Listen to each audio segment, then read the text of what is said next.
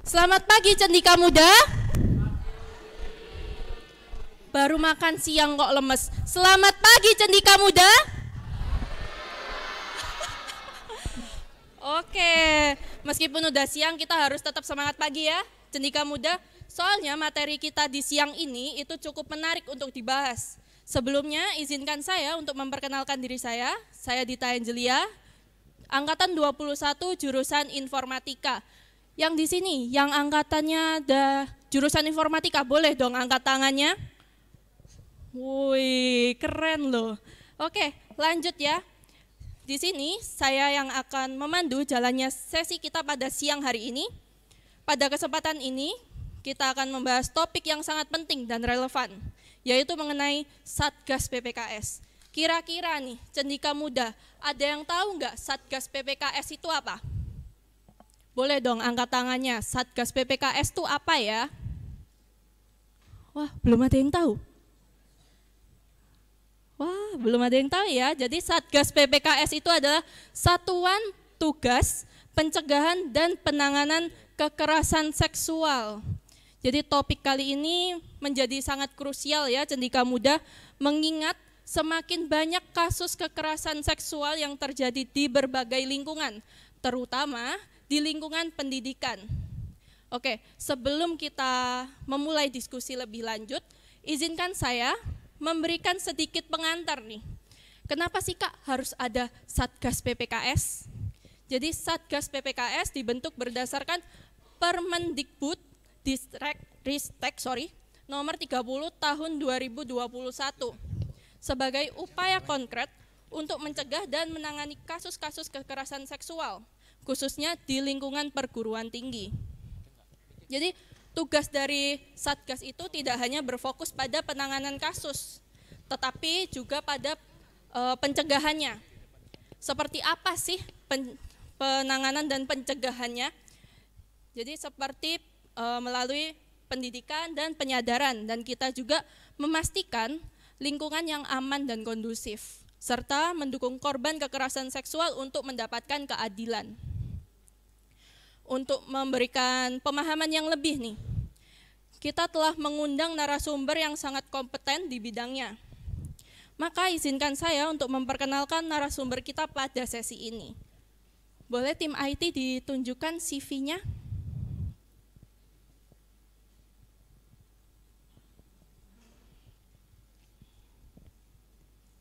Ya, jadi narasumber kita pada siang hari ini adalah Romo Gunawan, sekaligus pastor di kampus kita ini ya, Cendika Muda, dan dibantu oleh tim Satgas PPKS juga. Beliau ini lahir di Lampung Utara pada tahun 1981.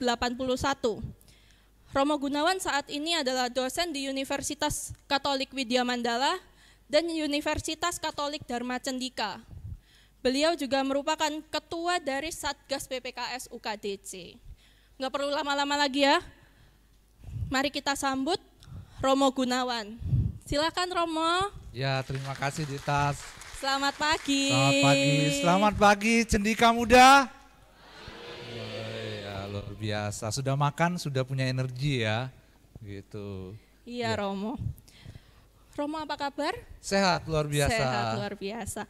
Romo, kayaknya yang di belakang itu ada yang lagi duduk tuh Romo. Kira-kira siapa ya Romo? Siapa ya?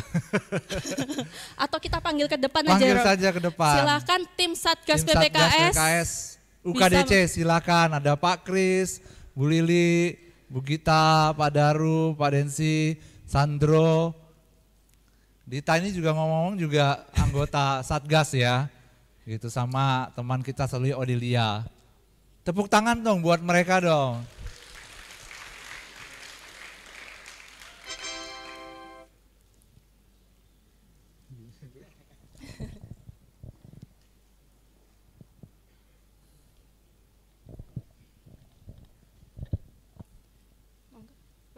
Perkenalin dulu ya. Silahkan Pak. Perkenalan. Silakan kirain diapain, silakan Pak, silakan makan apa silakan minum. Ya baik, selamat siang para panggilannya Pak, Cendika Muda. Cendika Muda. Ya, perkenalkan saya Wahyu Krisnanto, biasa dipanggil Kris. Saya ini yang hukum mana ya? Yang fakultas hukum mana? Angkat tangan dong, angkat ya tangan. fakultas hukum, Angkat tangan. angkat tangan. Angkat tangan. Oh banyak. Angkat ini, tangan Pak. yang tinggi berapa? 1, 2, 3. Oh, banyak juga. Banyak ya. Pak, banyak Pak Kris. Banyak juga itu ya. Oke, baik, nanti ketemu dengan, saya nggak tanya kamu Mike. Kamu mau jadi semester 1 lagi? Enggak. Ya, untuk yang fakultas hukum nanti ketemu dengan saya di semester ini, begitu ya. Baik, saya di Satgas PPKS Pencegahan dan Penanganan Kekerasan Seksual sebagai wakil ketua. Terima kasih. Selamat siang Cendika Muda. Selamat siang. Oke, perkenalkan nama saya Gita. Saya di Satgas PPKS UKDC sebagai sekretaris dan saya berada di Biro Administrasi Umum. Terima kasih. Tepuk tangannya mana teman-teman? Selamat pagi teman-teman Cendika Muda. Gimana kabarnya? Oh siang, kita nggak menal siang ya, pagi terus ya. Daripada ngantuk. Sudah makan? Ya, perkenalkan nama saya Densi. Kalian bisa panggil Pak, Mas, Bang, bisa terserah. Saat ini saya di Satgas sebagai anggota. Saya dari divisi perpustakaan. Nanti kalau kalian yang mau ke perpustakaan tidur, ketemu dengan saya ya. Sekian dari saya, terima kasih. Cek. Ya, selamat siang Cendika Muda. Oke, ya. Mungkin ada beberapa yang sudah kenal, kemana aku juga sudah kenalan waktu meeting. Ya, perkenalkan namaku Alessandro Franciscus, bisa dipanggil Sandro. Aku di sini sebagai anggota Satgas PPKS UKDC, mewakili mahasiswa Fakultas Ekonomi. Untuk apa yang aku lakukan mungkin teman-teman sudah tahu. Aku juga di sini sebagai Ketua Senat tahun 2023-2024. Sekian, terima kasih. Baik, gantian saya ini. Selamat siang semuanya. Oke, mana yang Fakultas Ekonomi? Ya. Oke, saya di Fakultas Ekonomi. Nama saya Lili Indrawati. Kalian manggil Ibu Lili. Nanti kita ketemu pasti di semester 1 pasti ketemu saya semua ya. Baik di akuntansi maupun di manajemen. Saya di sini sebagai anggota Satgas yang akan melayani semua mahasiswa yang mungkin ada keluhan berkaitan sama PPKS tadi ya. Oke, saya rasa cukup. Silakan Pak Daru. Ini dekan kalian yang ekonomi, dekan Fakultas Ekonomi. Oke, yang Fakultas Teknik mana? Jangan khawatir, masih ada kok yang belum gabung, masih daftar. Ya, perkenalkan nama saya Albertus Daru. Biasa kalau nanti di kelas, di fakultas dipanggil Pak Daru, gitu ya. Saya di sini juga sama dengan Bu Lili sebagai anggota Satgas PPKS. Kalau ada temannya yang mesum-mesum silakan dilaporkan ya. Oke, jangan sampai kalian jadi korban ya. Yuk, jangan sungkan lapor ke kami. Oke, terima kasih.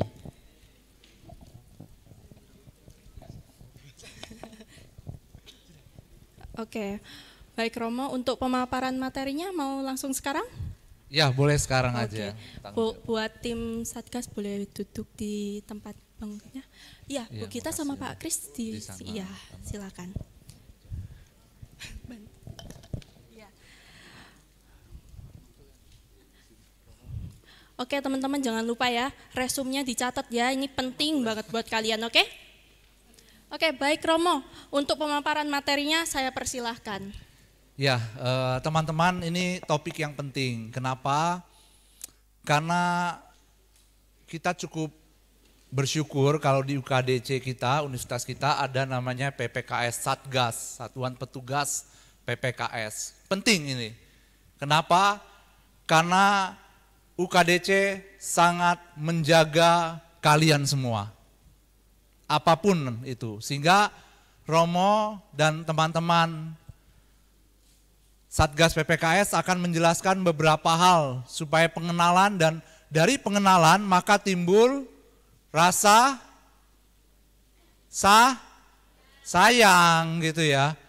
Supaya kalian tahu, oh kalau ada apa-apa saya harus kemana nih. Tentu saja tadi udah dikenalkan, kalau perlu difoto gitu ya, kalau nggak sempat nggak bawa handphone ya. Diingat muka-mukanya. Jadi kalau ada apapun percayalah sama kami gitu ya. Percayalah sama kami. Jadi kita akan membahas satu topik tentang Satgas PPKS yang artinya pencegahan dan penanganan kekerasan seksual di lingkungan Universitas Katolik Dharma Cendika. Salah satu ya mungkin ada beberapa univ yang belum ada. Oleh karena itu kita bersyukur kalau kita ada gitu ya.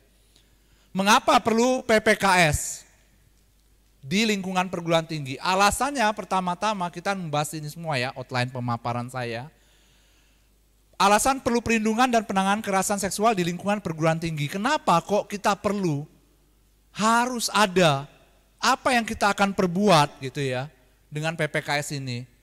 Lalu setelah ada pemaparan tentang PPKS di lingkungan perguruan tinggi, selanjutnya kita akan membahas juga siapa sih yang dilindungi.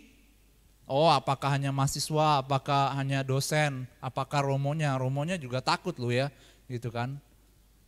Gitu. Lalu kapan kekerasan seksual terjadi di lingkungan perguruan tinggi? Jadi memahami kapan terjadinya sih, sehingga berbagai banyak aspek gitu ya. Kalau kalian lihat di atas tuh ada CCTV gitu ya. Itu bukan berarti kepo gitu ya, univ ini kepo, enggak. Mesti dilihat konteksnya, karena kami sangat menjaga kalian. Karena kalian ini dititip orang tua kepada kampus UKDC. Supaya apa? Supaya kalian sungguh-sungguh bisa belajar dengan nyaman, dengan senang, dan akhirnya juga bisa berhasil, dan dari keberhasilan kalian, kalian menjadi orang-orang yang sangat luar biasa. Begitu ya, untuk masa depan. Lalu bagaimana sih bentuk kekerasan seksualnya? Jadi memahami bentuk-bentuk kekerasan seksual gitu. Karena Romo tergabung di sini, Romo baru tahu gitu ya. Kalau kalian tahu ya catcalling gitu ya. Gitu ya. Itu enggak hanya itu. Melirik dengan gitu juga langsung bisa dilaporkan. Ya, jadi hati-hati. Apa yang akan dilakukan jika melihat dan menjadi korban? Ini jadi secara teknis, bagaimana kita mau melakukan kalau memang saya Romo Gunawan misalnya terjadi kekerasan seksual, saya harus kemana? Apa langkah yang saya perbuat? Apa yang saya lakukan dan harus lapor kemana, caranya seperti apa dan sebagainya. Begitu ya. Jadi yang pertama, mengapa perlu PPKS? Tadi sudah dikatakan sama Kak Gita ya, Dita ya. Berdasarkan catatan tahunan atau Catahu, Komnas Perempuan di tahun 2023 terjadi 339.782 kasus kekerasan berbasis gender. Bayangkan ya, 300 lebih gitu ya, 300.000 ya, bukan hanya 300 atau 30. 33% dari 112.361 kasus berupa kekerasan seksual. Jadi yang lainnya mungkin berupa hal yang lain, bullying dan sebagainya begitu ya. Ada 101 kasus diantaranya terjadi di lingkungan pendidikan. Oleh karena itu, Romo pikir, kami pikir semua di sini Satgas PPKS bahwa kita perlu menjaga keamanan kita. Satgas sebenarnya karena kami terpilih menurut SK, tetapi sebenarnya petugas itu ya kita semua yang ada di sini. Hati-hati begitu ya. Pada tahun 2020 terbit Permendikbud Distrik nomor 30 tahun 2021 tentang pencegahan dan penanganan kekerasan seksual di perguruan tinggi. Tahun 2023 UKDC membentuk Satgas PPKS, jadi kita hanya selang kurang lebih setahun kurang ya. dan menerbitkan peraturan rektor nomor 015/PR/2023 tentang KS di lingkungan UKDC. Jadi ini permulaan. Kenapa? Karena dilihat banyak kasus, dari 112.000 kasus itu terjadi di lingkungan perguruan tinggi gitu ya, kekerasan seksual 101 kasus ya. Begitu.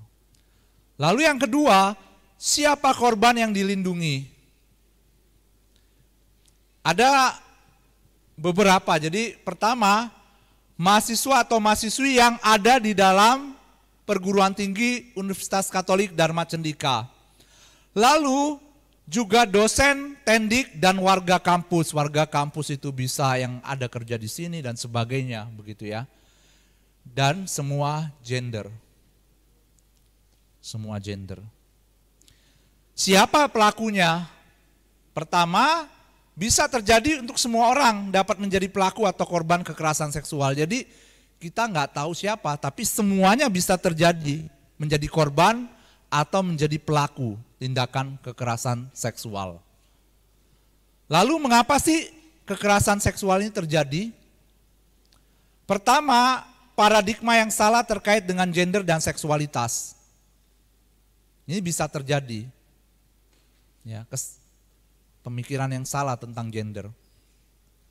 Kita tahu ada kesamaan.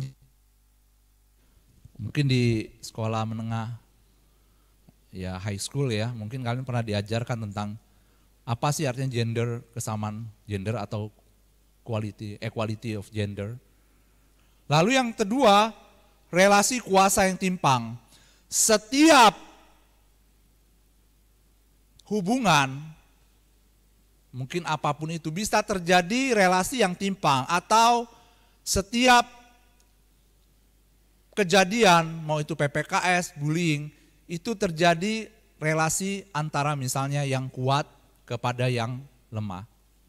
Enggak mungkin gitu yang terjadi kalau yang lemah bisa menguasai gitu ya, yang kuat. Jadi itu ya, jadi mengapa kekerasan seksual terjadi? Kapan kekerasan seksual terjadi? Pertama bisa terjadi saat di kelas. Bisa antara dosen dan mahasiswa, bisa juga mahasiswa dengan mahasiswa. Jadi ini di lingkungan kelas. Lalu yang kedua, saat berelasi perkawanan. Entah itu mahasiswa, dosen, tendik, dan warga kampus. Contohnya misalnya dosen berteman di luar ya, apapun itu dengan mahasiswa-mahasiswa bisa terjadi. Lalu saat berelasi percintaan atau berpacaran. Ini bisa terjadi. Entah itu kayak pasti kekerasan ya seksual terjadi. Saat dalam relasi pekerjaan, ini tadi yang saya mau mengatakan ya, antara staf, pemimpin dengan staf, staf dengan staf, staf dengan karyawan, staf dengan mahasiswa-mahasiswi, dan sebagainya. Jadi ini bisa terjadi kapan kekerasan seksual terjadi. Romo terlalu cepat nggak ngomong ya? Oke? Oke nggak? Oke ya. Nyatetnya kayak The Flash aja kalian gitu ya. Bentuk kekerasan seksual, jangan semua dicatat, maksudnya poin-poinnya gitu ya, yang mana. Kalau kalian catat semua, gempor nanti. Pertama, bentuk kekerasan seksual yang terjadi apa? Ujaran diskriminatif, ini bentuk-bentuknya jadi ya. Jadi kalian bisa mengerti, kalau udah mengerti, wah hati-hati, jangan belajar, membantu. Ujaran diskriminatif atau melecehkan fisik, kondisi tubuh, identitas, gender. Contohnya,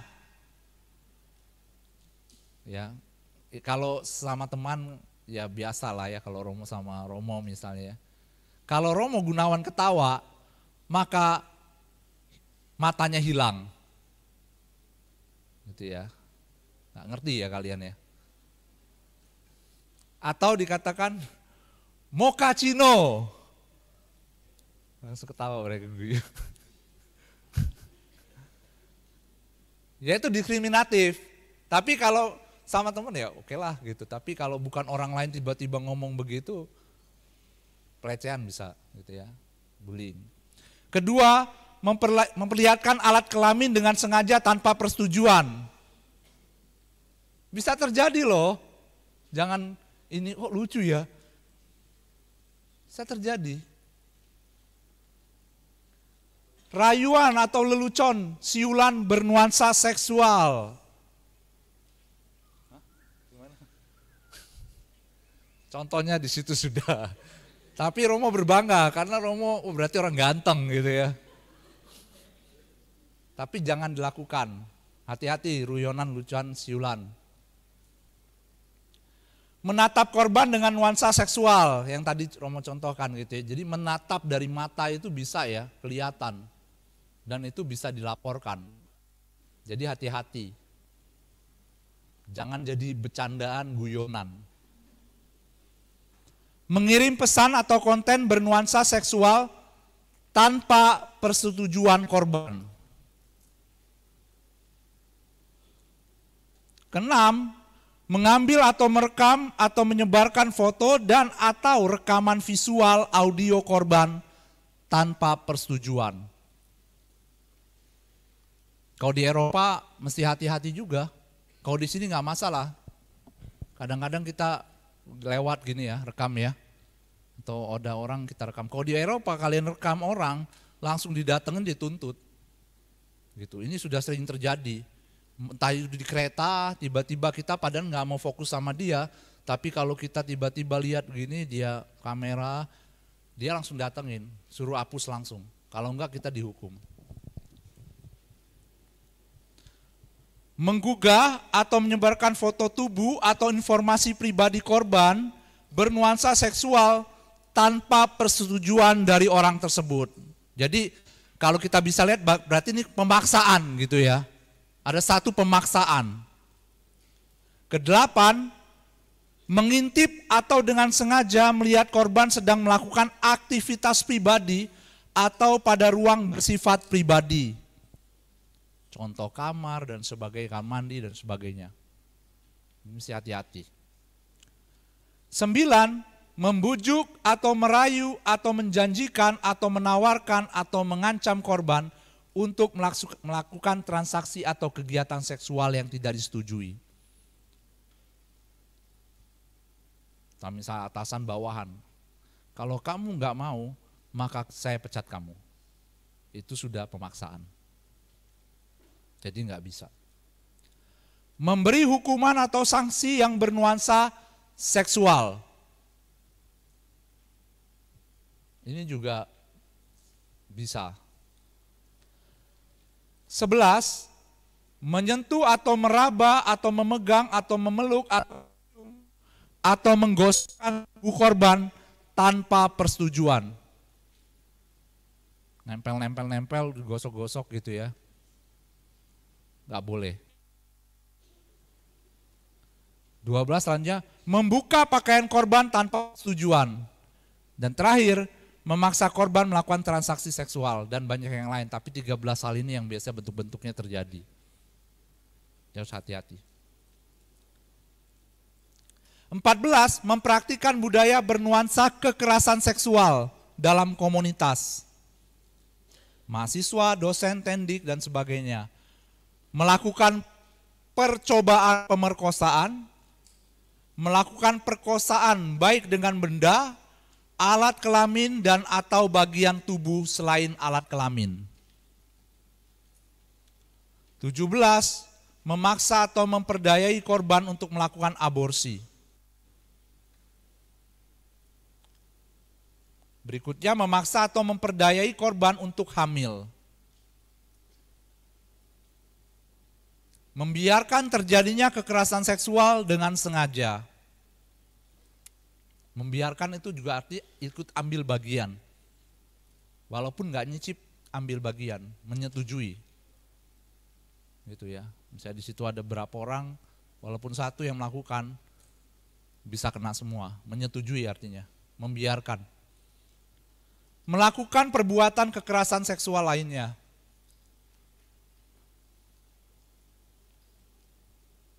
Nah, jika ya, kalian melihat atau menjadi korban, ya, kalau pelaku kan nggak mungkin lapor ya. Jadi melihat menjadi korban, maka apa yang harus kalian lakukan? Catat nomor telepon ini. 24 jam. Betul ya? Betul ya, Bu Gita? 24 jam. Lalu bisa email ke satgas.ppks_ukdc.ic.id. Lalu di sini Telegram kita ada Satgas PPKS UKDC dan Instagram. Kalian boleh buka Instagram, follow. Karena ini penting, bukan untuk dapat follower kita ya. Supaya kalian kalau ada kejadian apapun langsung buka Instagram. Cepat. Gak usah perlu cari lagi. Jadi ini yang perlu dilakukan. Sudah dicatat nomornya? Karena mungkin kadang-kadang kita melihat, nggak perlulah. Ngapain sih? Enggak. Tadi sudah dijelaskan bahwa setiap dari kita bisa menjadi korban. Apapun itu. Nah, garis besar penanganan kasus kekerasan seksual di lingkungan UKDC, yang pertama adalah pelaporan. Kalau nggak ada pelaporan, maka kita nggak bisa menindaklanjuti. Tim Satgas PPKS tidak bisa bergerak. Sehingga penting untuk melaporkan. Jangan takut. Berani punya budaya, berani memperjuangkan keadilan, kebenaran. Ini penting. Karena apa? Kalau kita nggak punya satu hati untuk memperjuangkan keadilan dan kebenaran, maka kita akan hancur. Jadi lapor. Tenang saja, siapapun pelapornya, kami tim Satgas PPKS menjaga 100% kerahasiaan dan memberikan keamanan dan kenyamanan bagi kalian yang melapor. Pasti. Jadi jangan khawatir. Setelah pelaporan masuk, maka tim Satgas PPKS akan mengadakan pemeriksaan baik kepada korban, saksi maupun terlapor. Jadi kita mengadakan pemeriksaan, ya. Dan kalau PPKS pelaporan itu, kita juga akan memeriksa secara komisi etik. Di UKDC ada komisi etik. Komisi etik itu komisi yang melanggar tentang nilai-nilai moral di UKDC.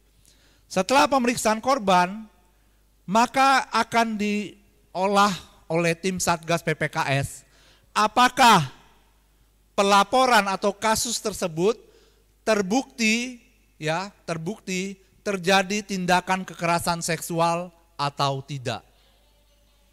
Ya, jadi apakah pelaporan tersebut terbukti terjadi kekerasan seksual atau tidak? Kalau tidak terbukti, bahwa lapor, nggak ada terjadi apa-apa kok, gitu ya.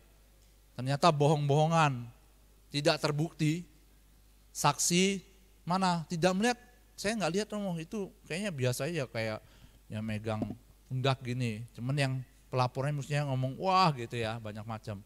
Maka kasus dihentikan dan pemulihan nama baik terlapor.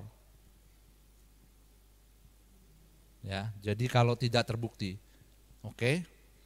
Kalau terbukti terjadi tindakan kekerasan seksual, maka rekomendasi sanksi kepada rektor. Jadi kita akan memberikan rekomendasi sanksinya ini, kita akan laporkan kepada rektor. Gitu. Jadi rekomendasi seperti itu. Dan kalau misalnya itu terkait dengan pemeriksaan dan komisi etik, bukan kekerasan seksual, ternyata menyangkut paut dengan komisi etik, bisa terjadi dia tidak terbukti kekerasan seksual, tetapi dia masuk dalam etik. Bisa terjadi. Jadi komisi etik akan melakukan juga hal yang sama. Terbukti atau tidak terbukti, ya, pemeriksaan komisi etik.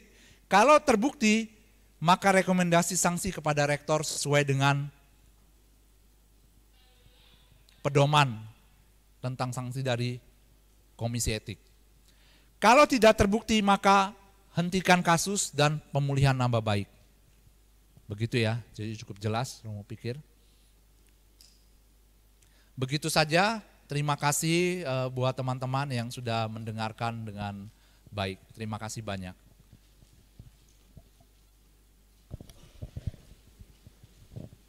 Baik, terima kasih banyak Romo atas pemaparan materinya. Jadi itu ya Cendika Muda, kalau misal nanti Cendika Muda merasa ada kekerasan seksual, bisa menghubungi tim Satgas PPKS melalui platform yang telah tersedia. Oke, Romo boleh saya tarik sedikit ya benang merahnya? Jadi yang pertama, Satgas PPKS bukan hanya bertugas menangani kasus kekerasan seksual yang terjadi, tetapi juga memiliki tanggung jawab besar dalam upaya pencegahan. Yang kedua, Satgas PPKS tidak dapat bekerja sendiri. Kita perlu bersinergi dengan seluruh elemen kampus melalui mahasiswa, dosen, hingga tenaga kependidikan. Yang ketiga, peraturan dan kebijakan yang sudah ada perlu terus didukung dengan implementasi yang nyata dan berkelanjutan. Kesimpulannya, keberadaan Satgas PPKS adalah langkah strategis dan penting dalam menciptakan lingkungan pendidikan yang aman, nyaman, dan bebas dari kekerasan seksual. Selanjutnya kita bisa masuk ke sesi tanya jawab. Bagi Cendika Muda yang ingin mengajukan pertanyaan, bisa dipersilahkan dengan cara mengangkat tangan. Setelah mic diberikan, bisa menyebutkan nama serta nama kelompok. Silahkan, ada yang ingin bertanya?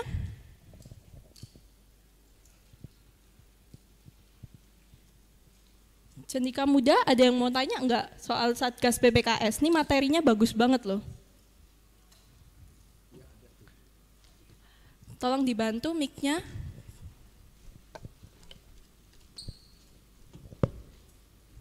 Yang mana tadi? Oh ya. Halo, cek. Ya, terima kasih. Nama saya Agung Erlangga, saya dari kelompok Rendang, jurusan akuntansi. Di sini saya mau bertanya sedikit. Kira-kira sanksi apa sih yang diberikan dari pihak UKDC kepada para pelaku-pelaku kekerasan seksual? Bisa di-spill dikit lah, efek jerah biar mereka juga takut untuk melakukan kekerasan seksual tersebut. Terima kasih. Oke, terima kasih. Tadi namanya siapa? Agung. Agung. Oke. Oke, ini Pak Kris atau Romo mau jawab langsung atau ditampung dulu? Jadi mau spill dikit nih, si Agung minta spill. Langsung jawab boleh Romo. Oke, silakan Pak Kris. Iya, baik. Agung ya namanya. Agung, baik. Agung, dan juga para Cendika Muda semuanya. Sanksinya itu banyak. Sanksinya itu mulai dari yang rendah, ringan, sampai yang sanksi yang berat. Bergantung dari perbuatannya atau tindakannya, tindakan kekerasan seksual yang dilakukan.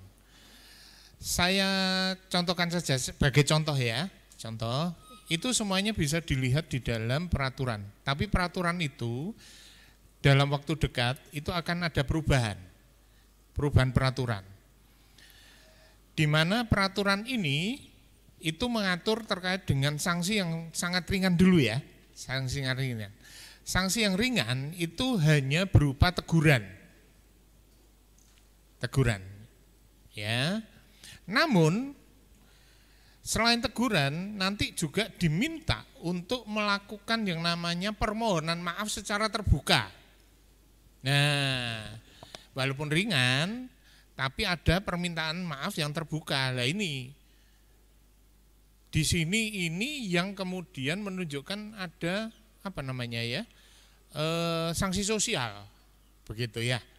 Siapa sih yang nggak malu kalau berbuat seperti itu, dan kemudian ada stigma atau cap kan, cap, oh jangan sama Wahyu Krisnanto itu, mesum, gitu toh. Nah itu seperti itu. Itu yang sanksi yang ringan, sanksi yang berat, yang sedang dulu. Sanksi yang sedang itu adalah dilakukan yang namanya penundaan. Banyak. Kalau untuk pejabat atau karyawan maka ditunda jabatannya. Atau kemudian diberikan sanksi untuk kemudian skorsing kalau mahasiswa. Skorsing. Artinya kalau skorsing maka IPK tetap, IPS itu tetap dihitung, bukan seperti cuti loh ya. Kalau cuti itu beda kan. Kalau cuti itu maka proses studi tidak dihitung kan. Tapi kalau skorsing tetap dihitung. Nanti akan berpengaruh terhadap IPK tentunya. Berbeda lagi pada sanksi yang sangat berat. Sanksi yang sangat berat apa? Dihentikan. Dilakukan pemecatan. Tidak hanya pada mahasiswa, tetapi juga pada dosen dan sebagainya. Ini menjadi komitmen dari Romo Rektor kita, gitu ya, Romo Rektor kita. Jangan dilakukan karena sudah pernah terjadi. Sanksi yang sangat berat, gitu ya. Gitu. Itu Agung, Erlangga. Erlangga itu Agung sih namanya? Agung, ya baik. Ya baik, silakan. Oke, masih bisa nih, waktunya masih ada. Satu lagi, ada yang mau tanya enggak kira-kira? Oke, tim perkap mic-nya.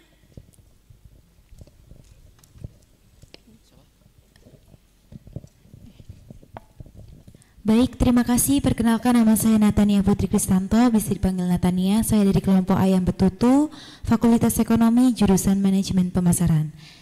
Saya izin bertanya, jika suatu kejadian terjadi kepada korban, lalu korban akan merasakan rasa kekhawatiran, rasa takut, rasa cemas, dan lain-lain. Apakah ada dari Satgas PPKS membantu untuk masa pemulihan dari korban tersebut? Karena jika korban tersebut tidak berpikir jernih dan tidak ada penanganan khusus, maka akan ada kejadian yang tidak terduga akan terjadi. Terima kasih. Oke, terima kasih atas pertanyaannya. Mau langsung dijawab atau langsung ya? Ya, oke. Ya, Silakan terima Romo. kasih ya, Yu dan Cendika Muda yang lainnya. Tentu saja tim Satgas PPKS sampai memikirkan ke sana, begitu. Jadi di dalam UKDC sendiri, ketika ada terjadi kekerasan seksual terhadap korban, gitu ya, maka korban akan ditawarkan, pertama ditawarkan, karena ini kan kehendak bebas dari korban untuk mau atau tidak. Jadi ada dua bantuan yang diberikan oleh tim Satgas PPKS. Yang pertama adalah bantuan konseling secara rohani dan juga konseling secara psikologi, ya psikisnya. Jadi kedua ini kita melihat dan menawarkan kepada korban apakah membutuhkan, dan kalau membutuhkan maka akan dibantu dengan ya baik sekali gitu. Jadi rohani maupun psikologi. Medis juga, kalau misalnya ada apapun ya medis juga. Hukum juga, kalau misalnya itu terjadi hukum sipil ya, kita akan membantu juga sebatas memberikan bantuan. Ya, korban yang akan melaporkan dan sebagainya, begitu ya. Jadi semuanya dibantu. Begitu juga dengan terlapor. Terlapor juga.